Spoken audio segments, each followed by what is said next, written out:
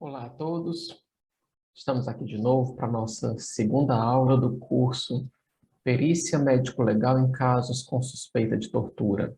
Hoje a gente vai falar mais especificamente sobre a perícia médico-legal, lembrando novamente que em nenhum momento do curso eu estou falando minhas opiniões pessoais, e sim o que está na bibliografia, tá certo?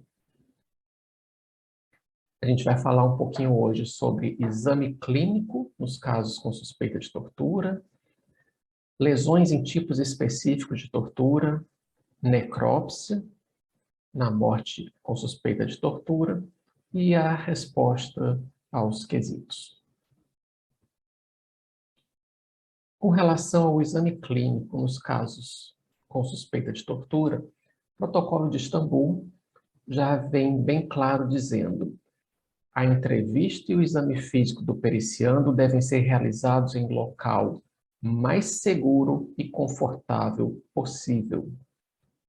Deve ser disponibilizado tempo suficiente para uma entrevista e um exame físico aprofundados, né? Não dá para ser um local inseguro, desconfortável, com pressa, mal iluminado.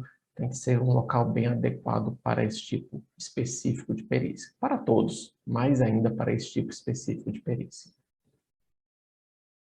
Ainda no protocolo de Istambul, a conquista da confiança do periciando é fundamental para se conseguir obter um relato fidedigno de uma experiência de tortura.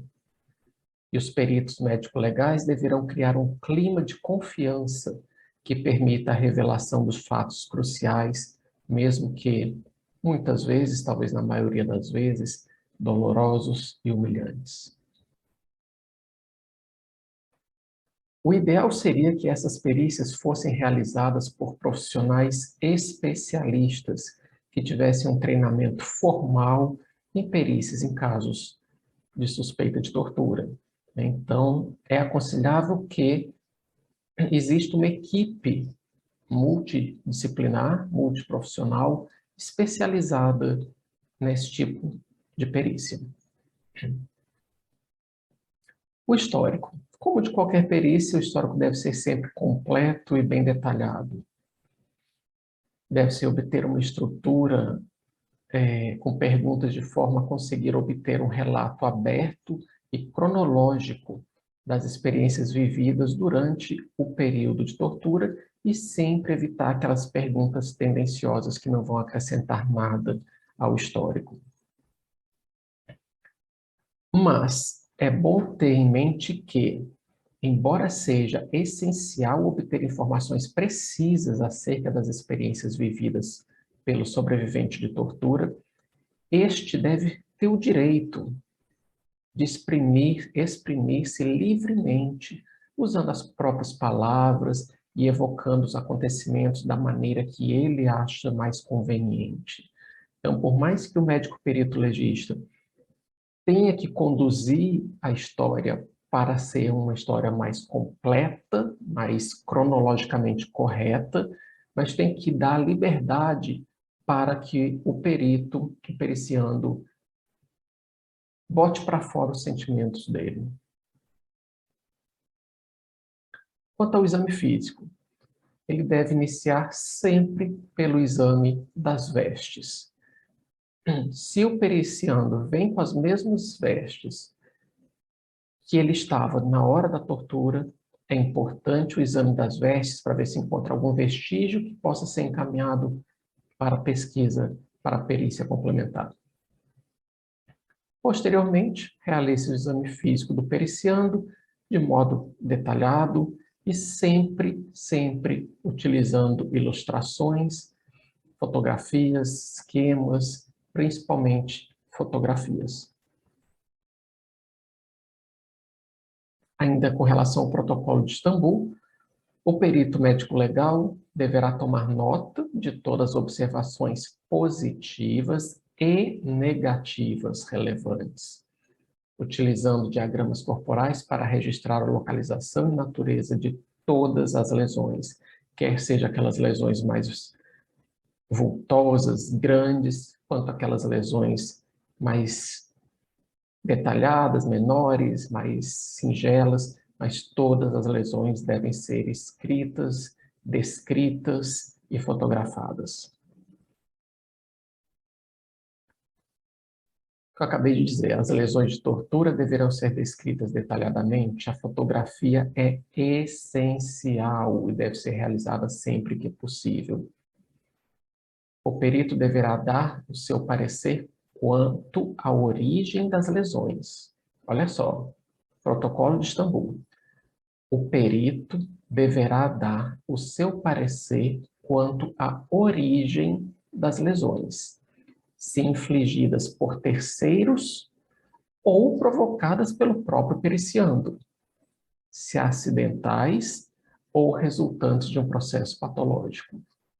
Então, o Protocolo de Istambul orienta que o perito deverá descrever em seu parecer a origem das lesões, se ela é infligida por terceiro ou provocada pelo próprio periciando, se ela é acidental ou resultante de um processo patológico.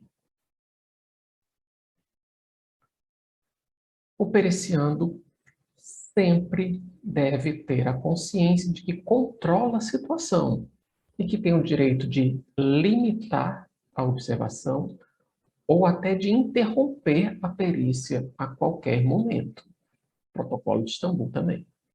Tá? O periciando ele pode interromper a perícia a qualquer momento ou limitá-la de alguma maneira. Agora vamos para as lesões em tipos específicos de tortura. O próximo slide é bem cheio de conteúdo, mas é importante. Eu vou até ler. Uma zona linear que se estende em círculos em torno dos braços ou das pernas, geralmente nos pulsos ou tornozelos.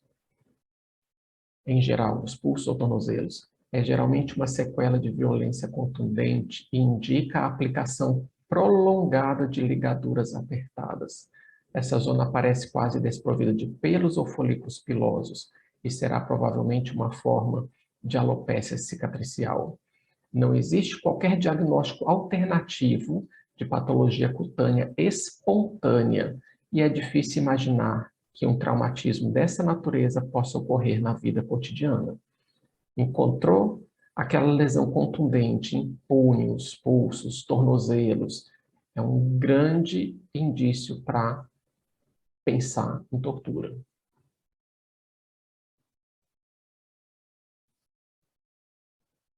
As contusões podem apresentar um padrão definido que reflete o contorno do objeto utilizado. Por exemplo, as víbices, as lesões que a gente observa às vezes com instrumentos tipo, na víbice, um cacetete, um cabo de vassoura. Então, muitas vezes essas contusões apresentam um padrão definido.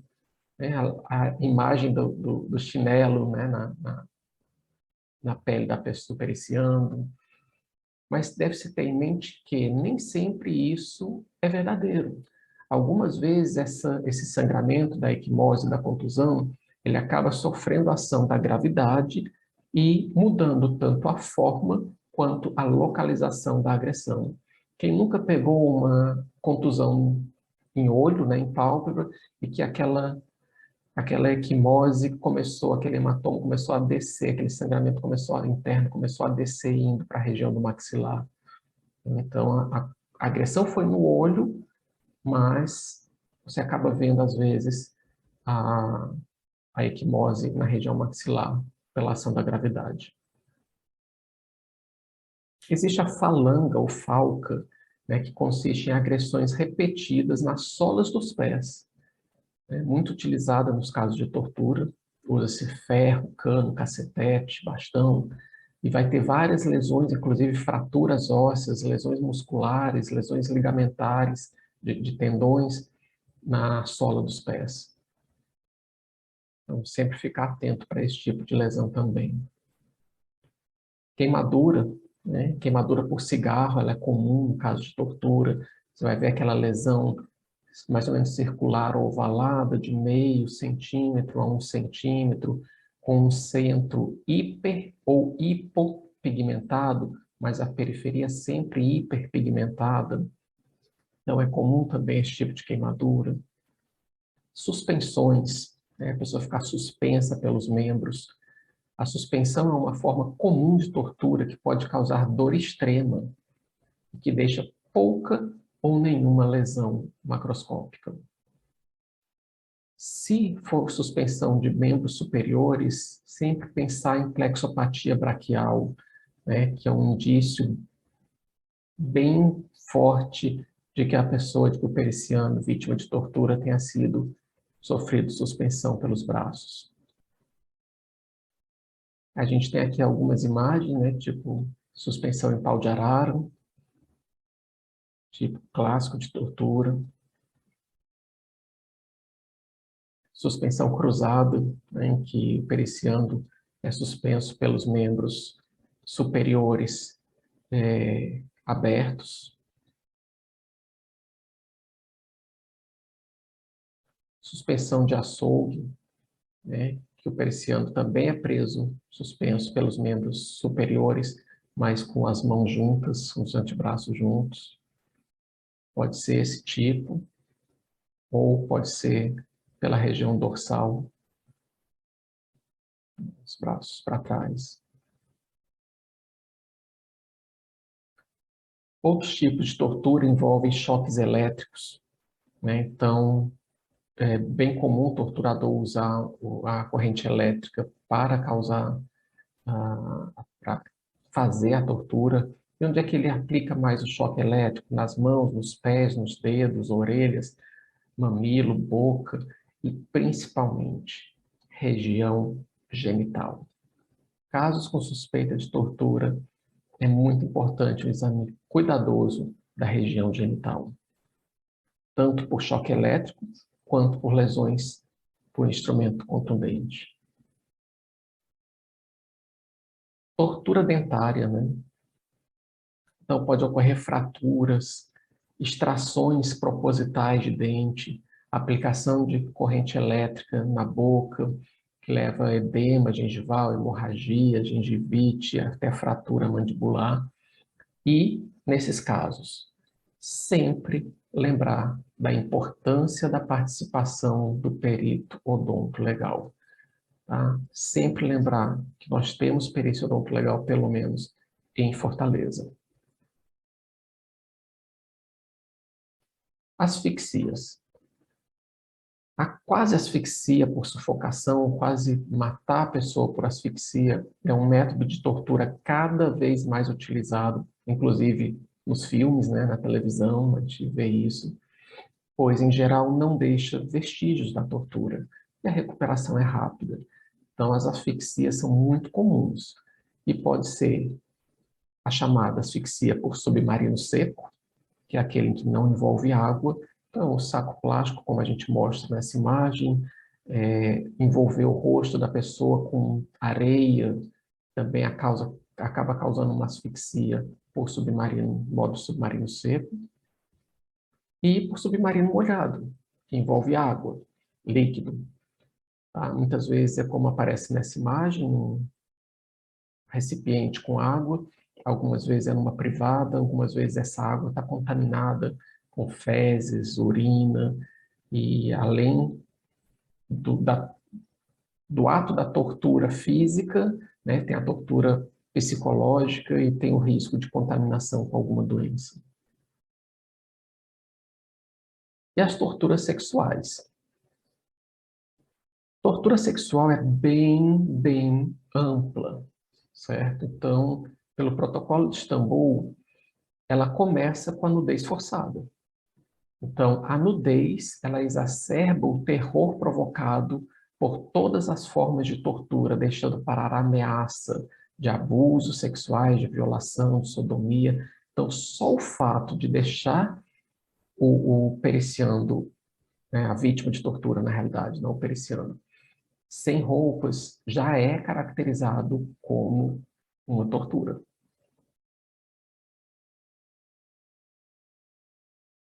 Ameaças, agressões verbais, piadas com conotações sexuais também constituem formas de tortura sexual. E tratando-se de mulheres, o toque no corpo dela, certo? O fato de pegar no corpo, apalpar as regiões erógenas da mulher já é considerado uma tortura por ser sempre um ato traumatizante para a mulher. Como toda perícia, antes de começar o exame, o perito deverá pedir a autorização da pericianda para qualquer tipo de intervenção, deverá orientar a pericianda sobre o que vai ser feito na perícia, qual a importância da perícia, o que ele pretende encontrar de subsídios nessa perícia, né, quais são os possíveis resultados. Isso é importante que a pericianda ou o periciando tenha essas informações previamente. Em qualquer tipo de perícia, mas principalmente numa perícia em caso de suspeita de tortura e mais ainda no caso dessa suspeita de tortura ser uma tortura sexual.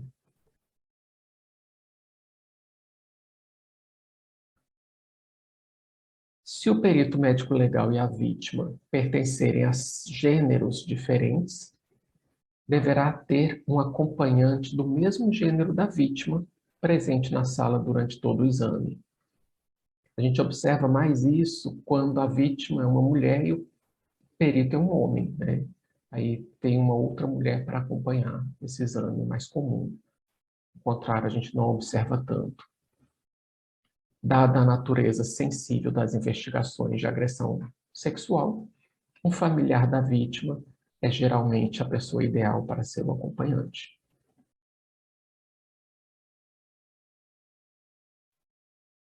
Deve-se realizar um exame físico rigoroso, registrar cuidadosamente todos os indícios detectados e, sempre que possível, esses indícios deverão ser fotografados. Lógico que tem que ter bom senso para essas fotografias, né? A gente não vai fotografar região genital, a gente não vai fotografar partes íntimas que possa comprometer o pudor do periciando. E conclui-se ainda que, em alguns casos, as lesões genitais são mínimas. As lesões localizadas em outras partes do corpo, às vezes, são até mais importantes, muitas vezes são até mais importantes do que as lesões genitais, porque a gente encontra pouca lesão genital. Então, algumas vezes encontra uma sucção, né, na região cervical anterior, encontra uma sucção no mamilo, na mama próxima ao mamilo, né, aquelas equimoses por sucção. E isso aí acaba que muitas vezes é tão importante quanto, ou às vezes até mais importante, quando tu encontra, por exemplo, ausência de lesão na região genital.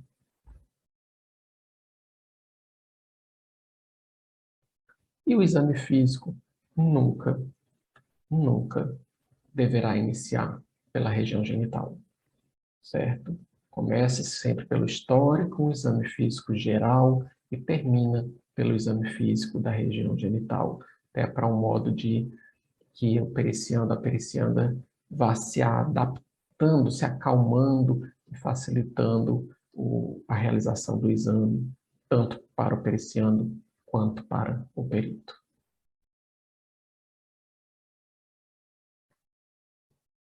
Olha só que interessante, né? Protocolo de Istambul. Mesmo que o exame dos órgãos genitais femininos tenha lugar imediatamente depois de uma violação, só são detectadas lesões em menos de 50% dos casos. O exame do ânus no homem ou mulher depois de uma violação anal permite detectar lesões em menos de 30% dos casos. Isso quando é examinado imediatamente após a violação. E aí ainda conclui que raramente se encontram provas físicas nos genitais femininos nas perícias realizadas com mais de uma semana da agressão. A gente vê a importância do exame precoce nesses casos de vítimas de suspeita de tortura por crime sexual. Mais uma vez, lembrando que o exame é multiprofissional. No caso da presença de uma mordedura humana, marca de dentes da arcada dentária do agressor no corpo da pericianda ou do periciando, deverá ser solicitada a perícia odontolegal. Para o perito odontolegal fazer um molde da dentição, fazer uma possível perícia comparativa. E a gente observa em vários livros, várias bibliografias sobre quanto tempo o esperma é detectado no canal vaginal, quanto tempo ele é detectado na região anal. E aí eu peguei um específico do Protocolo de Istambul, que é de significância muito grande pela importância desse protocolo, e ele diz que o esperma é identificável até 5 dias depois do ato, a partir de amostras colhidas do canal vaginal, e até 3 dias do canal retal. Tá? É isso que diz o Protocolo de Istambul. O exame psíquico. Sempre que disponível, essa perícia deverá ser realizada por um psiquiatra forense. Tá? Porque existe uma série de perturbações psíquicas que devem ser registradas cuidadosamente. E o melhor profissional para fazer isso é um psiquiatra forense. Tá? Então, sempre que possível, o psiquiatra forense também deve estar junto com o médico legista, nesses casos de suspeita de tortura. E agora vamos para as necrópsias, né? Saímos do exame do vivo, vamos fazer o que a gente precisa nos casos de necrópsia em morte com suspeita de tortura. Começa aqui por um texto do França que ele diz que os casos de morte de pessoas que se encontram detidas em delegacias, prisões, hospícios ou manicômios judiciais, ou seja, que morrem em privação de liberdade, merece uma atitude enérgica do poder público e um tratamento especial por parte da perícia médico-legal, em face a garantir à sociedade que a autoridade agiu de forma correta, não sendo esta, a autoridade pública, né, a causadora da morte. Despericiando. E também que todas as mortes que ocorrem em presídios, em hospícios, com pessoas, né, que estão com privação de liberdade, principalmente naqueles indivíduos que faleceram sem assistência médica, no curso de um processo clínico de evolução atípica ou no caso de morte súbita, sempre deve ser considerado como morte suspeita. Tá? Sempre pensar que isso aí é uma morte com suspeita de tortura no meio. Protocolo brasileiro de perícia forense no caso, no crime de tortura. A primeira recomendação aos peritos médico-legistas é excluir a possibilidade de morte natural.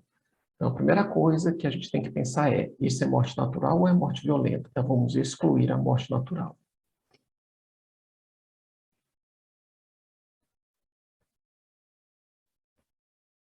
Aqui um esquema para a gente conversar um pouquinho, pensar um pouquinho. Eu tenho uma morte suspeita. Então, eu tenho um periciando que morreu dentro de um presídio com morte súbita. Opa, morte suspeita. Primeira coisa, eu vou procurar lesões orgânicas. Foi uma morte natural? Ah, encontrei. Encontrei um AVC hemorrágico. Encontrei uma dissecção de aorta rota.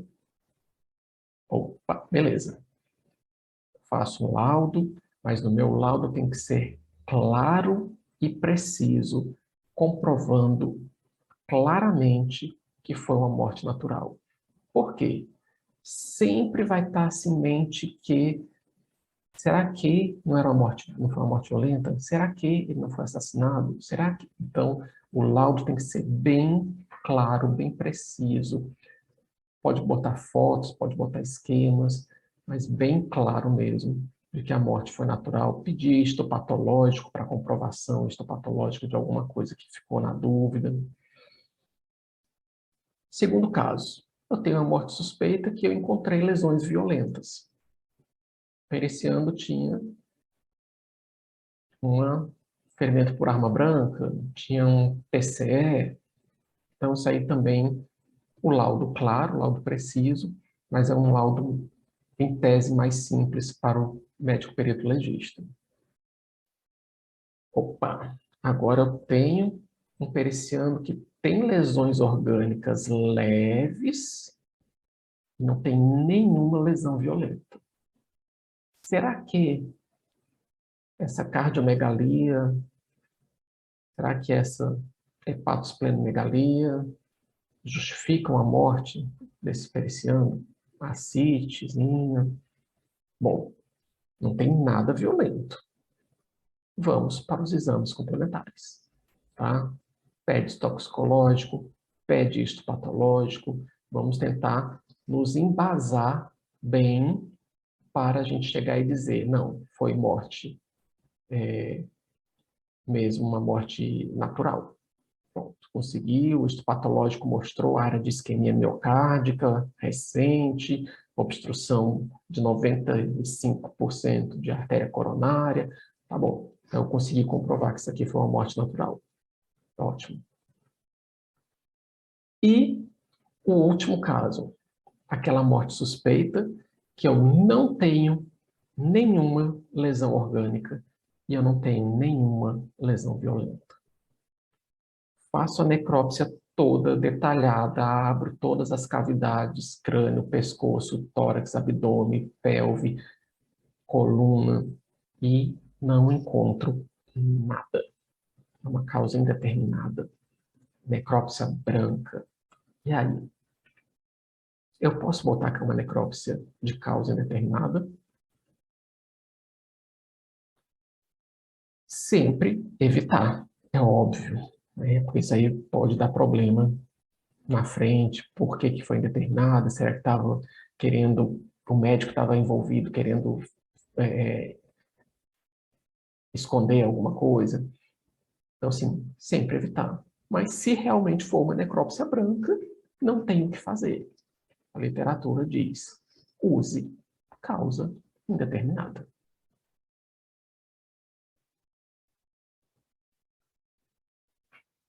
E aqui a gente entra num ponto um pouquinho mais complexo.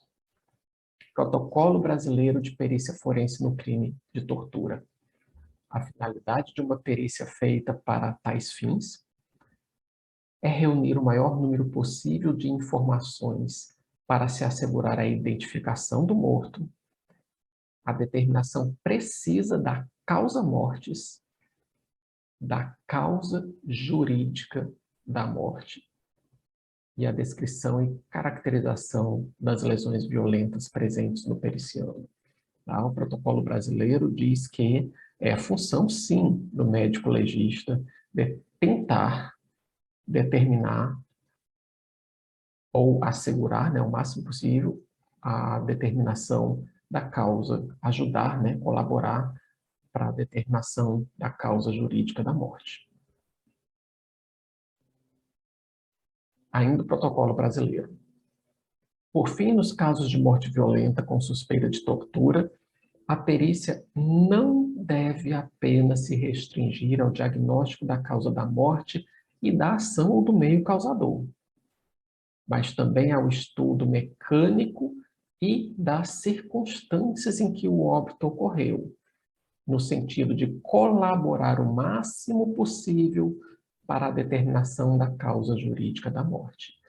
Então, é função, sim, do médico perito, pelo protocolo brasileiro, colaborar o máximo possível, ajudar o máximo possível na determinação da causa jurídica da morte e não apenas se restringir ao diagnóstico da morte e do ação ou meio causador. Nesses casos de tortura, necrópsia em caso de tortura não é obrigatório mais, né? Mudou a legislação, não precisa mais ser feita por 2 médicos.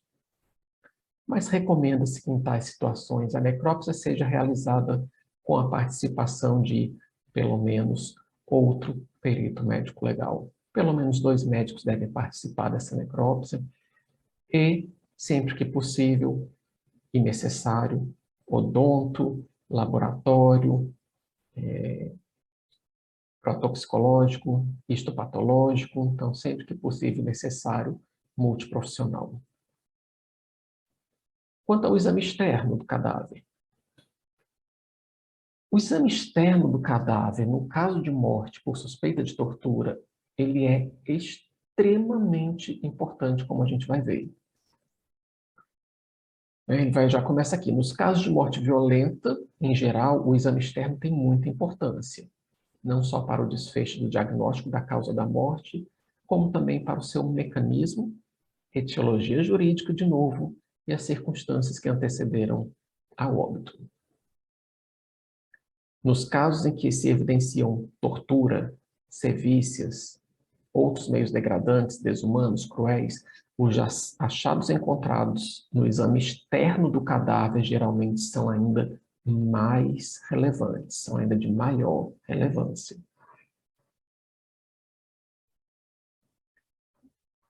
Primeiro, identificação do corpo, como qualquer necrópsia. Tempo aproximado de morte, isso é muito importante. Essa informação pode ser de extrema utilidade para a investigação criminal. Eu consegui aproximar o máximo possível do tempo do momento que ocorreu a morte. Determinação da causa da morte. E aí, de novo, mesmo que se considere ser o diagnóstico da causa da morte o resultado do estudo externo e interno da necrópsia, pode-se afirmar que no caso de morte por tortura, o exame externo do cadáver apresenta um significado especial pela evidência das lesões sofridas de forma violenta. Lesões traumáticas, né? Extremamente importante o estudo do tegumento, o estudo da pele do periciando cadáver. Tá? Então, é muito importante que as lesões esquelético-tegumentares, que são as mais frequentes e mais visíveis, sejam valorizadas e descritas de uma forma explícita, com fotos, esquemas, diagramas, mais fidedigno possível de todas as lesões, não só as mais vultosas, mas de todas as lesões. E o exame interno? Vamos lá. E a parte interna da necrópsia? Como qualquer necrópsia, tem que ser metódico, sistemático, sem pressa, registrando, anotando, fotografando todos os achados, examinar todo o corpo do periciando, cabeça, pescoço, tórax, abdômen, coluna, extremidades, com destaque especial, atenção especial, região genital, e eu acrescentaria que não está no slide, região anal. Muito cuidado com região genital e região anal nos casos com suspeita de tortura. Casos de periciando que estava preso, estava detido, e aí vem para a necrópsia, morreu no presídio, vem para a necrópsia, tomar cuidado. É um caso suspeito. Só porque por ele estar preso já é um caso suspeito. Muito cuidado com o exame genital, com região anal, coleta de swab para pesquisa de esperma, sempre é muito importante. O laboratório está aí para isso. E a resposta aos quesitos. Bom, conseguimos fazer nossa necrópsia, vamos ver os quesitos. No que diz respeito ao quesito se a morte foi produzida por meio de veneno, fogo explosivo, asfixia, tortura ou outro meio insidioso ou cruel, deve-se, nos casos afirmativos, nos casos positivos, ser respondido de forma especificada, ficando claro no corpo do laudo o motivo de tal afirmação. Então, no corpo do laudo tem que especificar bem por que eu estou dizendo que essa morte foi por tortura, por que ela foi por asfixia, por que ela foi por fogo, veneno. Tem que deixar isso bem claro no corpo do laudo.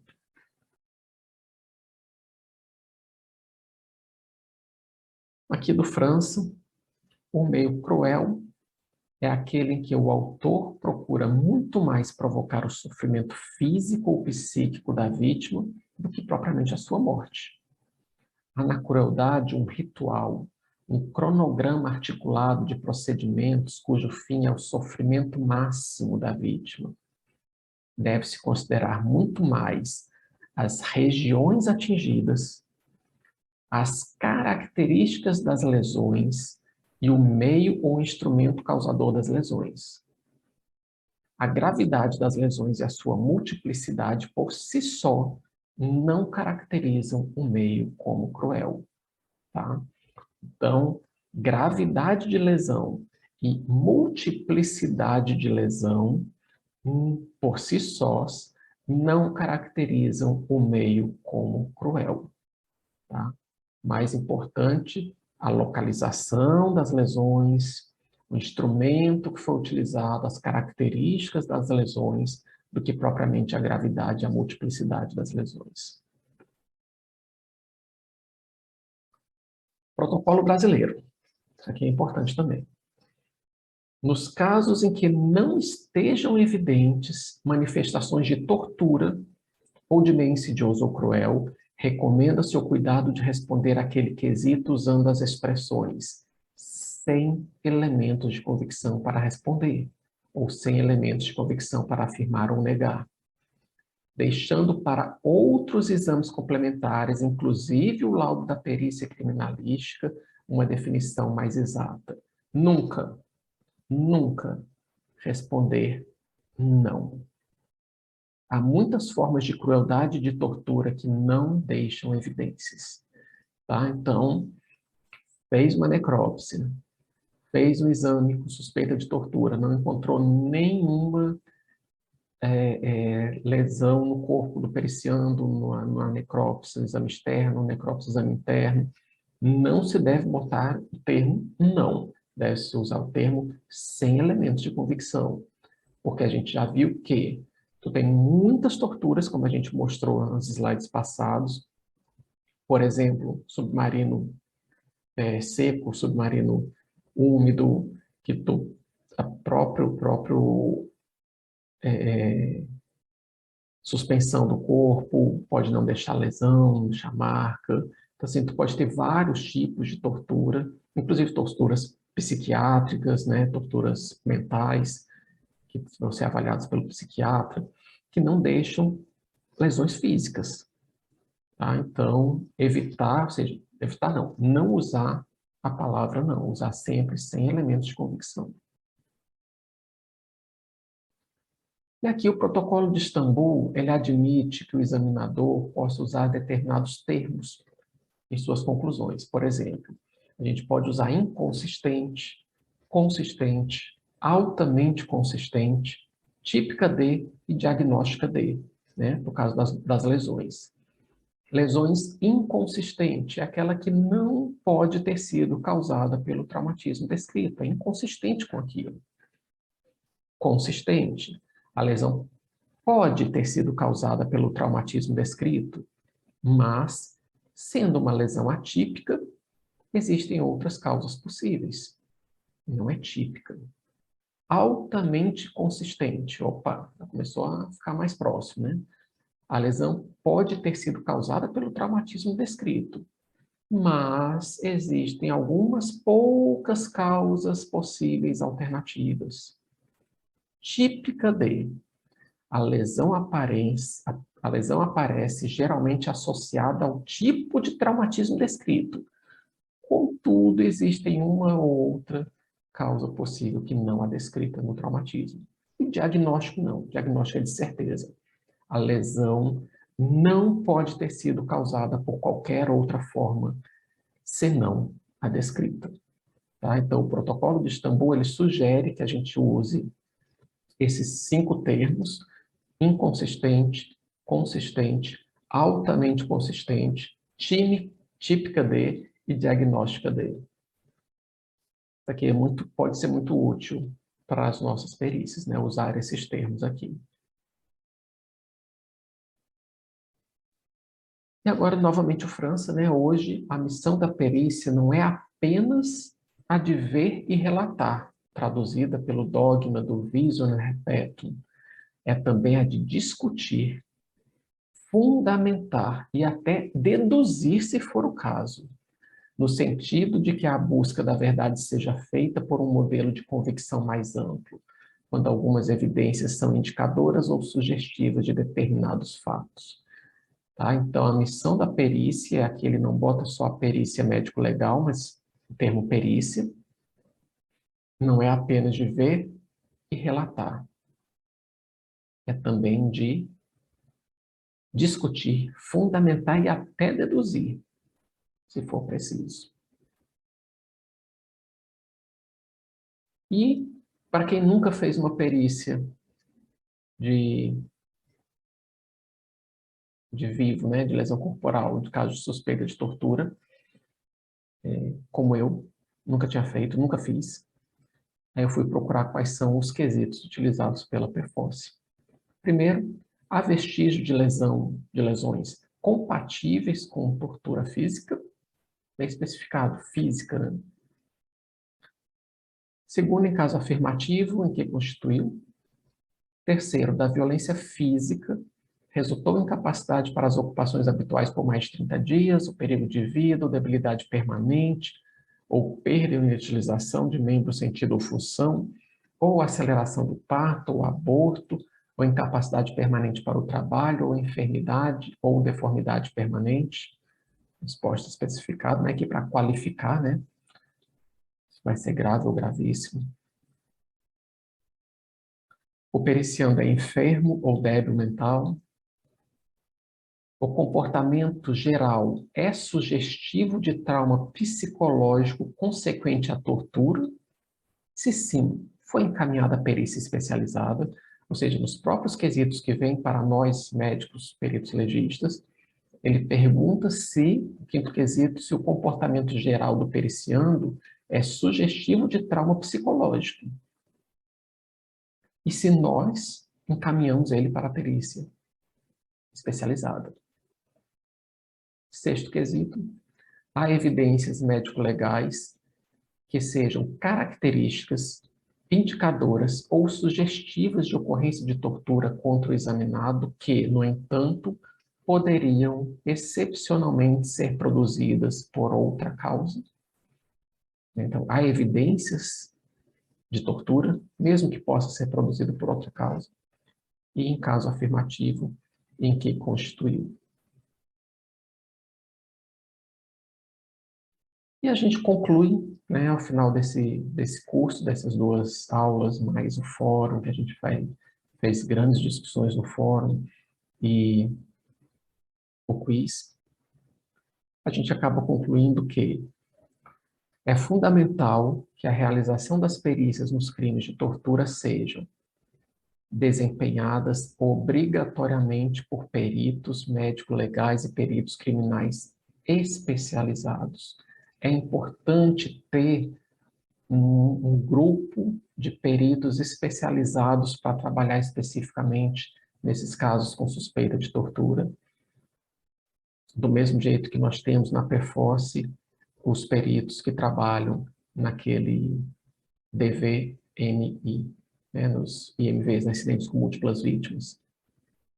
É importante ter peritos especializados.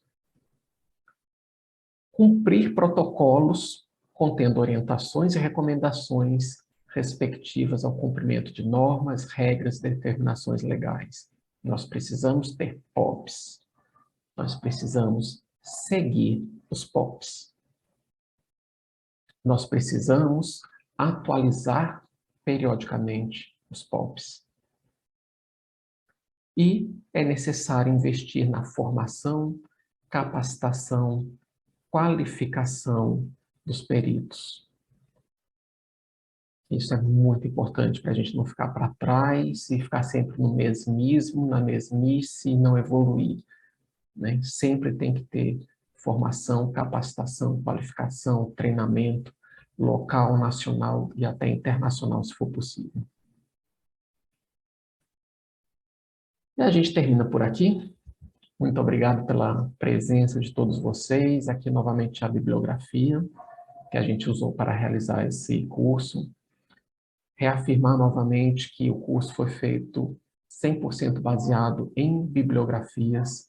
Em momento algum foram questões de ordem pessoal minha, opiniões pessoais, né? Foi realmente o que está na literatura. Quer eu concorde ou não, isso não interessa. O que interessa é o que está na literatura e é o que a gente tem que seguir. Tá bom? Muito obrigado pela presença de todos. E a gente acaba aqui nosso curso, torcendo que tenha sido proveitoso para vocês.